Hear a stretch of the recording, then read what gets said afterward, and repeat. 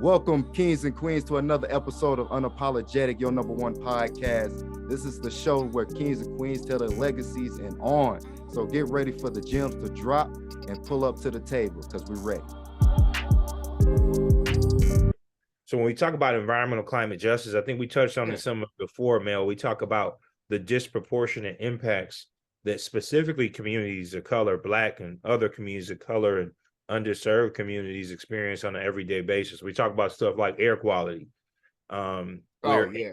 Detroit, right here in Michigan, or specifically right here in 49507, which is the third ward in Grand Rapids, some of the highest lead levels, even higher than in some areas of Flint, and the highest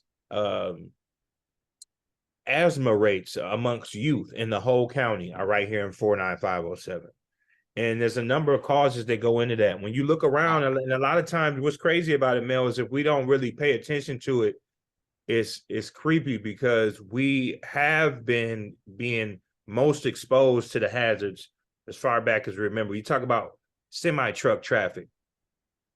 Where do you see semi-trucks usually travel through? Communities, underserved communities, right? You talk about even the proximity to the highway. Talk about all the vehicles that are traveling on the highway and the pollution that creates. Who are the people that live closest to the highways? Oh man, the schools. Who are the people that live closest to the incinerary plants and have vacant buildings and old properties in their communities, even railroad tracks?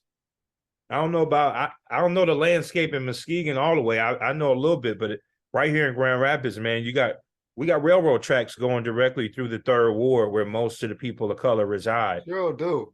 And those same railroad tracks don't go through East Grand Rapids. They don't go through the privileged communities. So environmental climate justice is a huge issue when you talk about the fight for justice. And one of the main reasons why this area is so important to me is because of the intersectionality. As I mentioned, the other areas that I'm passionate about in public safety and economic development, they're all connected to the fight for environmental climate justice, right?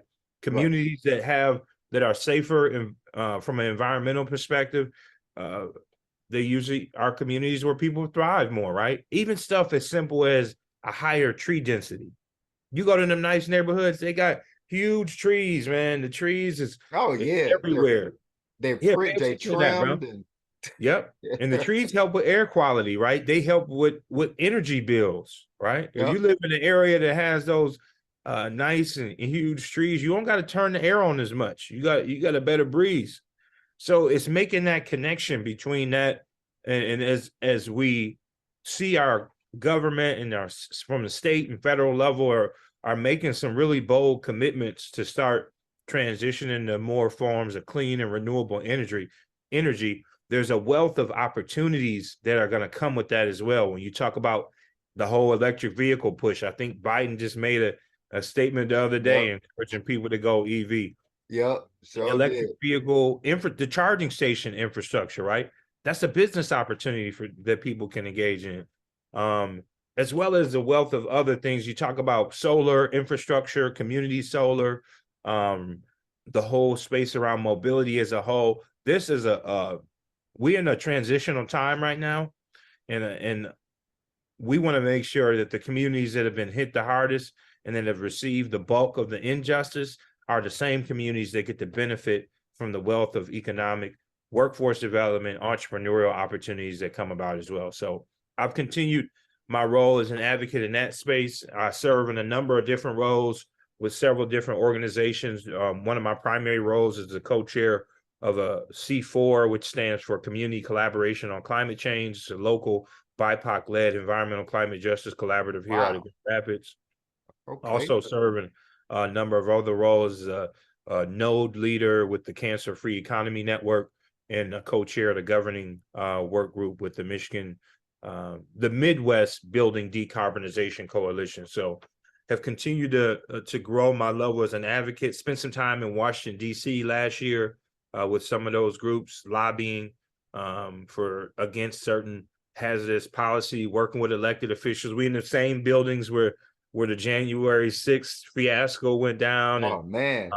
Also served and have been a member of the Michigan Environmental Justice Coalition, and actually its subsidiary partner, Michigan Alliance for Justice and Climate, where I'm a member of that organization as well. So Wow. definitely continuing the work as an advocate as well, and tying it all in, right? All the different endeavors all go toward the same goal, right?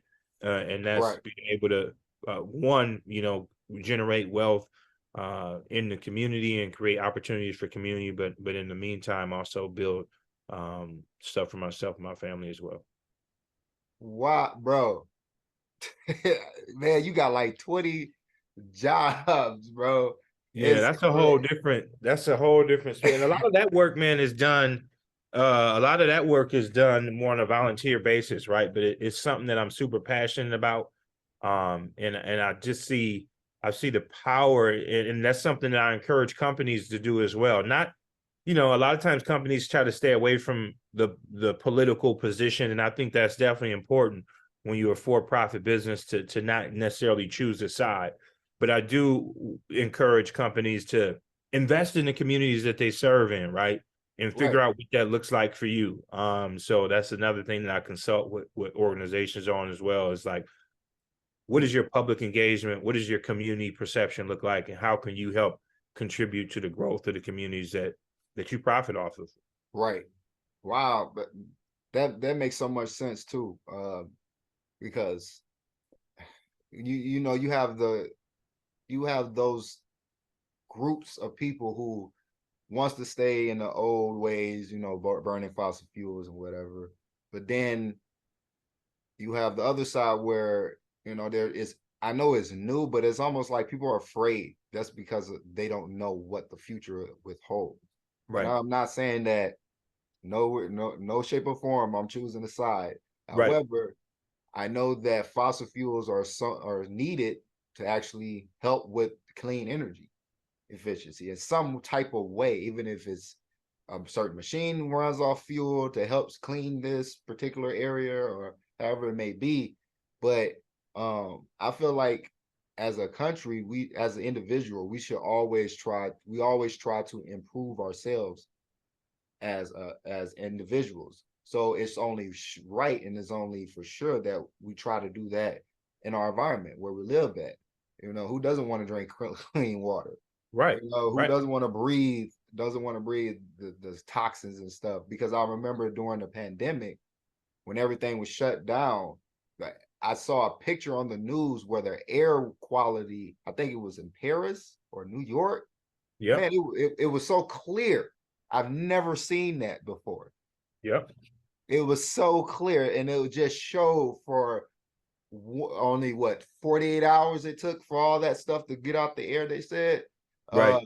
It made a huge difference. It was crazy, man. So this is a conversation. No, you finished. My bad. Oh, no, you good. But as what I was going to end it with, I thank you for what you do on your spare time for that, because just for me, it showed that other side. Right. So yeah, I think it's important, man. And I encourage everybody to figure out what that looks like for you. But I think we all have a duty, especially as people of color and as Black people who come from the communities that we come from, that you pour back, man, and that you give back, and whatever that looks like for you. For some people, it's donating your time. For some people, it's donating your money, or you just got to figure out what that looks like for you. So for me, it's extremely important that I continue my role as an advocate, as a justice advocate, and as a community organizer as well. I just think it is extremely important, man. I want to wrap up that because I know we got a limited amount of time, but I just wanted to say, man, this whole space, a lot of people are not even hip to. It seemed like you pretty well versed into the whole environmental green movement.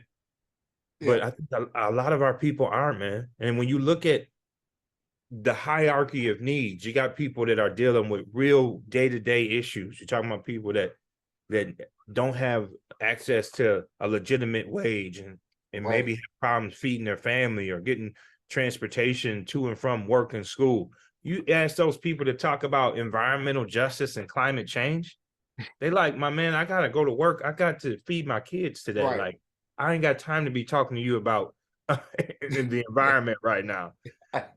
So this Yeah. whole space has been, it hasn't been a lot of people of color, man. Historically, we haven't been at the table as it relates to this, and it's horrible because when you look at the people who being hit the hardest from environmental justice and climate change, it's always our people. Hurricane Katrina, the tornadoes that they just experienced was that Oh in man, Mississippi, that was ruining crazy. those underserved communities. It's always, and not just Black, but it's always Black and underserved communities that get hit the hardest. So it's important that we are a part of the solution, that we're at the tables, and we're making sure as we transition, and there's an influx of dollars, billions, trillions of dollars that the government is dedicating to these initiatives through the Justice 40 and the IJA. So we got to make sure that our communities are aware and educated and at these tables so that we can benefit not only from a health perspective, not only from a housing perspective, but from an economic lens as well. Man, I agree with everything, bro. And most importantly, man, I thank you for coming back onto the show. Thank you for having me, bro. It's always a pleasure, man. Looking forward to part 3, man. Man, look, see, that's why I love your mindset, man. We got to keep it moving. Keep it always ahead of the game, man. But ladies and gentlemen, thank you all for tuning in with us, man. I hope y'all heard every gem that was dropped on this today. Like seriously, it's amazing when you put your mind to who you collaborate with, for sure, can benefit from what you do. And please don't hesitate to like, share, or subscribe. Please do, man. Share this with everybody. That's what Unapologetic is all about. We want to tell a legacy. We want to tell how to build, not never to destroy. So, brother Kareem, man, this is your home. You already know you're welcome anytime. Just give me a holler. For sure. I'm gonna pick up. I appreciate you, bro, and I'm proud of you and the growth of the Unapologetic podcast, and excited to see what the future holds for you, man. I know there's some great things in the pipeline for you, and just want to make sure that I stay connected with the brand, and let's just keep leveling up, man. Keep growing and keep serving as a beacon of inspiration to help motivate our community and everybody to take themselves to the next level, man. Man, thank you, bro. Thank you. I'm gonna be Appreciate happy all you, day because of this one interview. But thank you all for tuning in. Like I said before, make sure you like, share, and subscribe. And of course, everything that we're gonna be talking about, I'm gonna leave a few links down below the video. So if y'all need a consultant agency, if y'all need some guidance, my brother Kareem is right there to help you, man. And y'all already heard how he works. So guarantee. That's what I was just gonna say, man. If I could just do a quick plug. So right now you can find me on LinkedIn, Scales Consulting LLC, Kareem Scales. My email is ceo@scalesconsultingllc.com. Any of your needs as it relates to the trucking and logistics, you can look us up at emails blacklakelogistics@gmail.com, or hit me up at 616-734-3969. And just continue to stay plugged in with me on all social media sites, and would love to have an opportunity to connect with the audience and again explore other ways where we can build on a collaborative effort. So thanks again, Mel. Appreciate you and the whole fam at Unapologetic Podcast, bro, and looking forward to our next run. All right, baby. Thank you, man. And everybody stay unapologetic. Peace.